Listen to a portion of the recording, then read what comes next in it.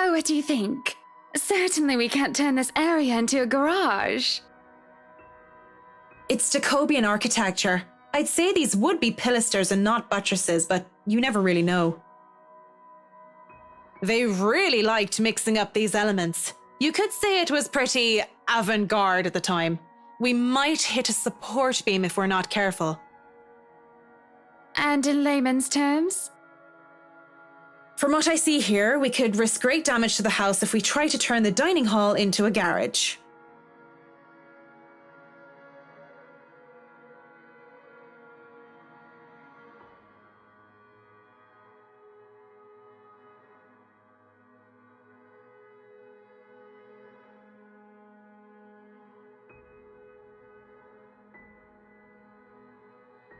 This will stay a dining hall then.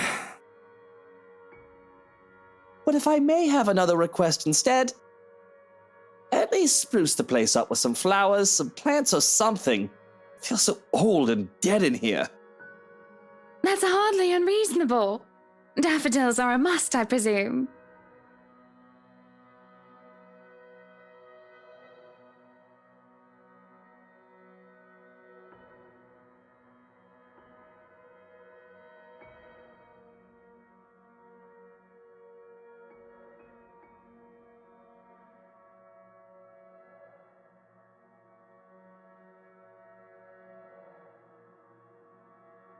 Of course, and I want a garden full of them.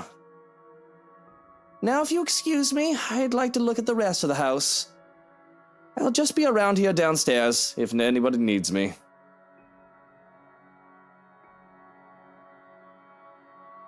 He's quite fond of them, you know.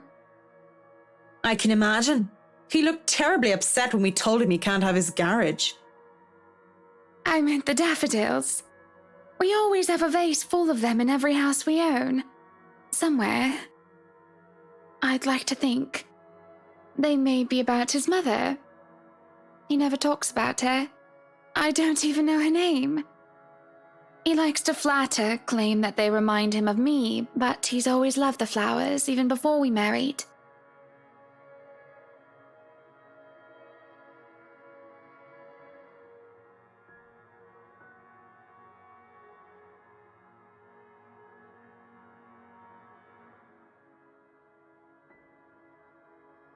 I'll go and snoop about upstairs. You go and do whatever it is that you have to do.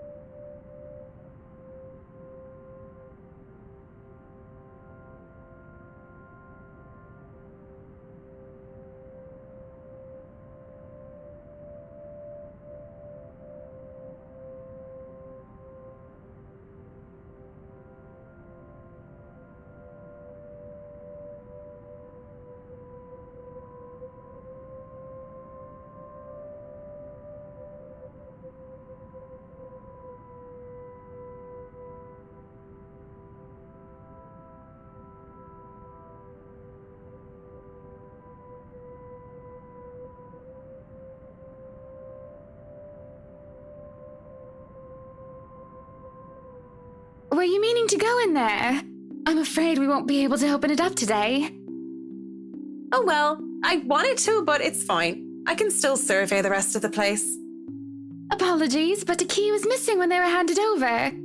They told us that they'd get right back to us with it. What?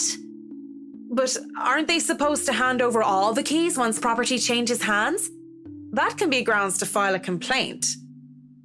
They were already kind enough to let us move in so early. There's no need to raise a fuss about it. Worst comes to worst, we can call for a locksmith.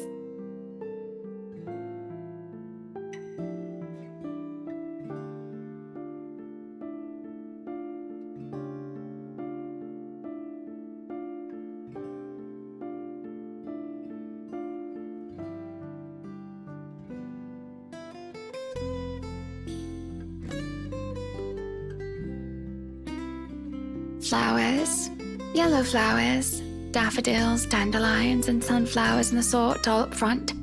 Just a whole garden of them. They'll make the house look lovely, won't they? Of course. A garden is a wonderful addition to any home.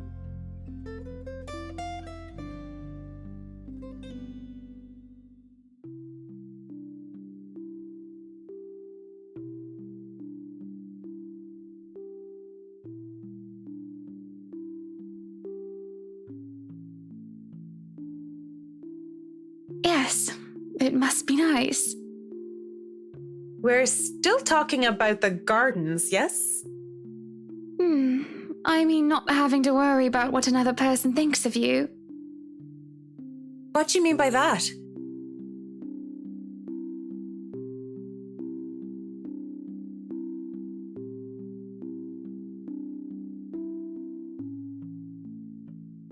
Sometimes I wonder what would have happened if I didn't marry Luke. There'll be no fights about walk-in closets or silly helipads. I could do with this place as my heart desires until there's nothing but content. Then again, I wouldn't have bought this place if it wasn't a gift for him. I probably wouldn't even be in Luxbourne if it wasn't for him. Maybe I would have moved to London, Manchester, or Birmingham. I might have even left the country altogether. France, Germany, Spain, Canada, Sweden, even America. The possibilities would have been endless.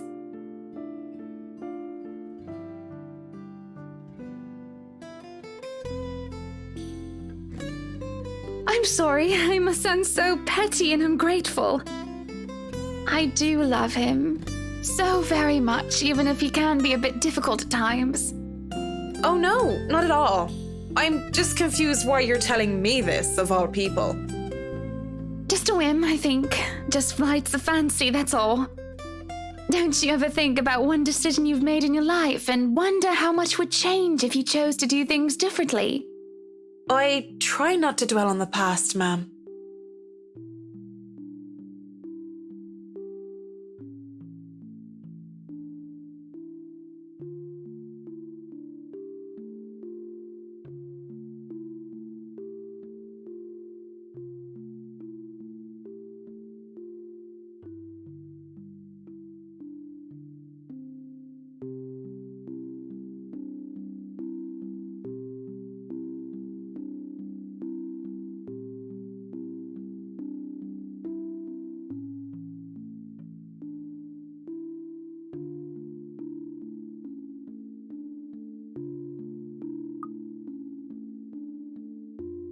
You must have been quite the pair, Mrs. Wright.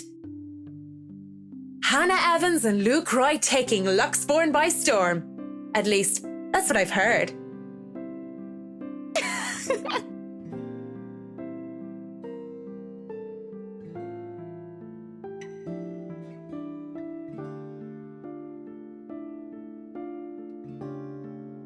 Quite the celebrity couple, according to all the newspapers.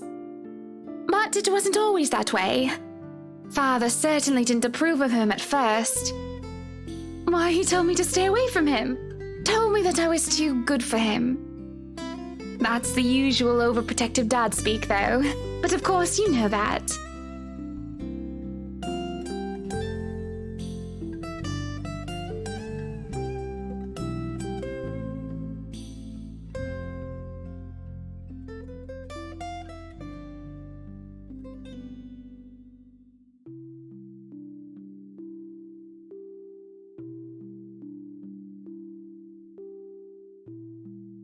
what did you tell him? Considering you are Mrs. Wright now, you or the mister must have convinced him otherwise.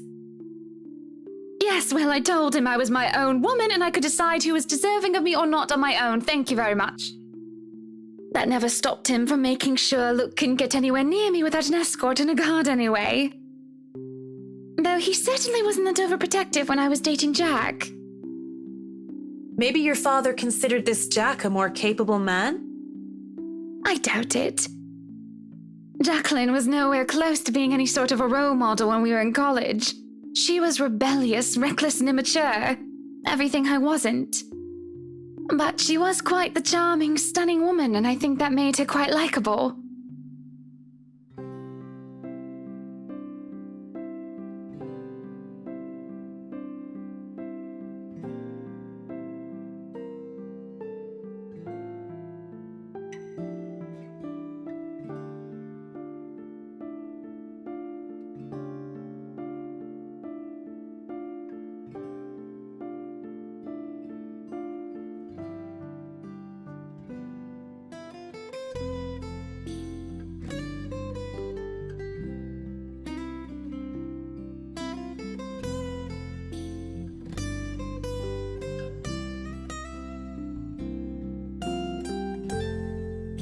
You look surprised, Marianne. The first thing anybody needs to know about me is that I go after what I want. And when it comes to who I love, it doesn't matter to me whether they're a man or a woman.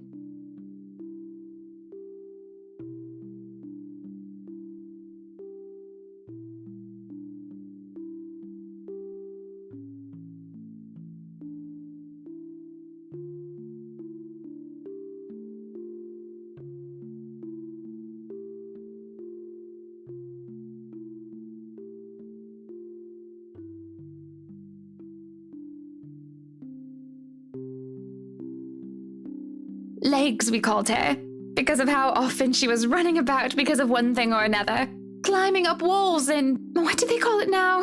Parkour. And also because of her, well, legs. And you went after her? Not right away. When I first met her, I wanted nothing to do with her.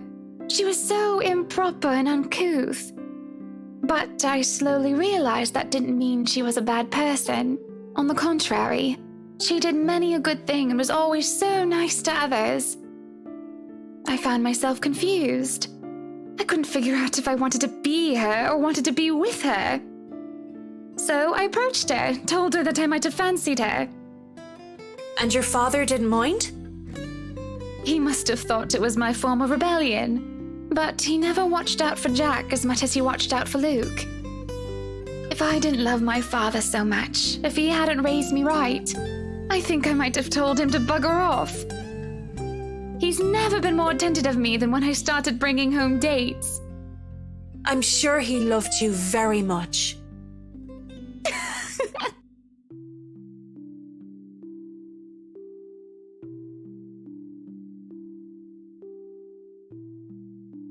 I suppose I've taken too much of your time with my silly stories.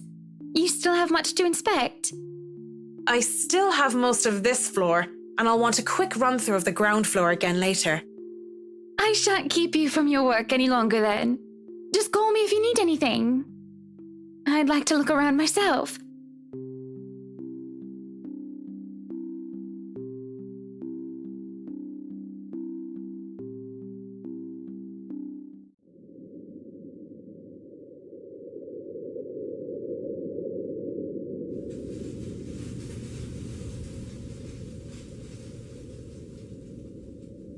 Finally, some peace and quiet.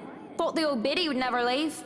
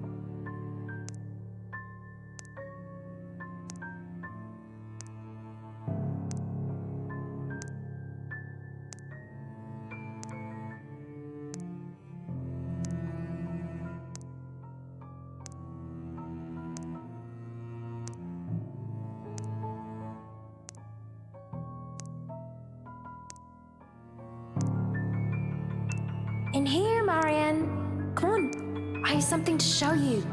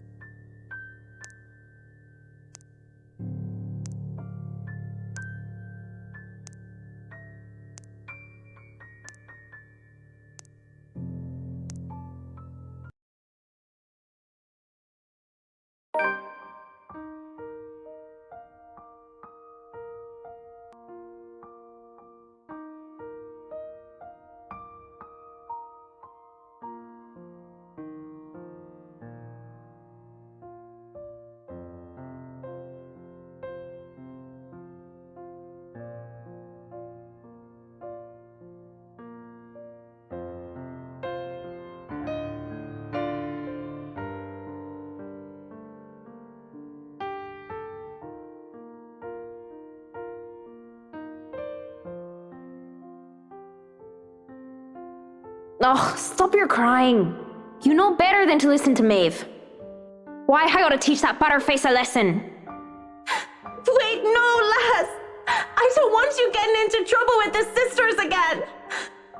Relax. It's not like I'm going to stomp her and her lackey's arses flat like last time. Come on, let's just go back to our dorm room. I don't want to be on my Tobler while you go get yourself punished. You'll be fine. Gip's there with you.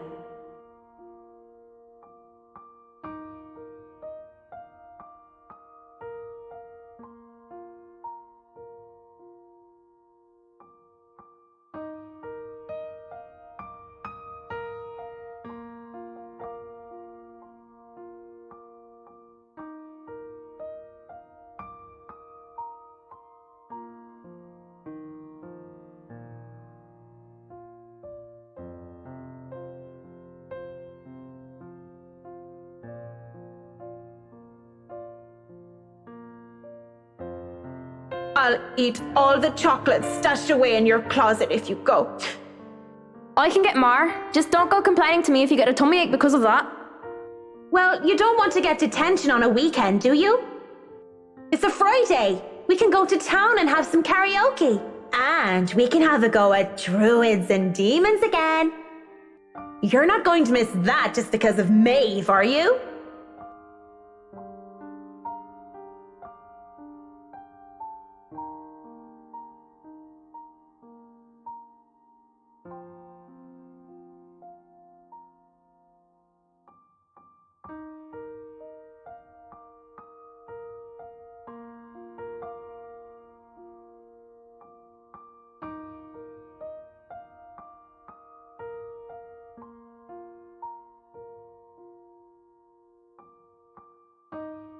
You have a point. I'll just kick her arse on Monday then. That's not what I mean! I know what you mean, Em. Wait, where are you going? You just told me you wouldn't cause trouble. I still have something to do. Don't worry, it's not like I'm going to burn down her dorm room or something criminal like that. I'm just going to talk to her. Maybe I'll make it so that her room smells like a dog's air biscuit. That'll make it an excellent weekend. I'll see you in a bit, Marianne. Lots of tumblers.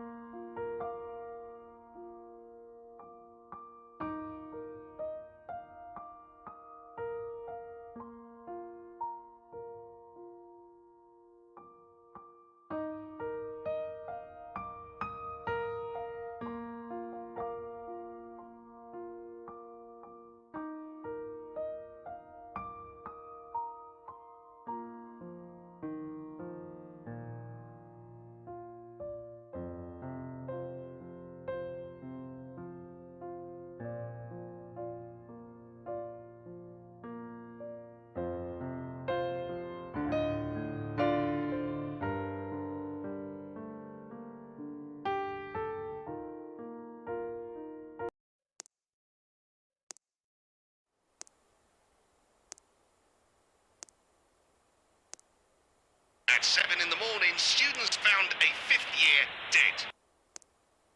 Assumed to have fallen from her dormitory window.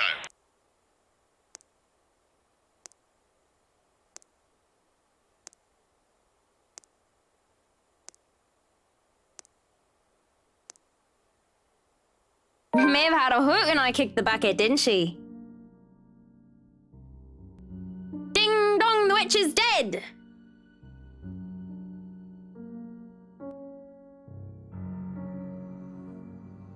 But at least Maeve had the courage to admit how she felt about me.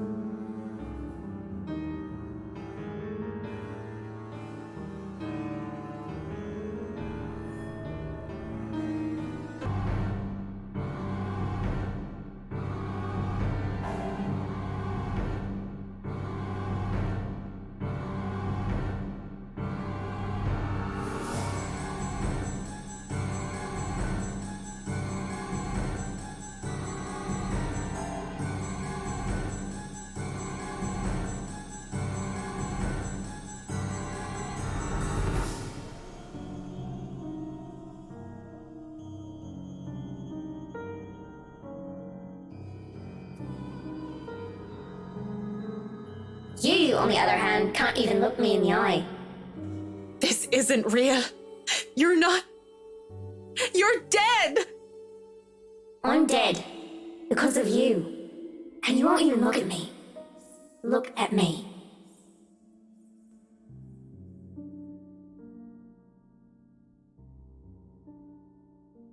I'm so sorry, Lorraine. Look at me!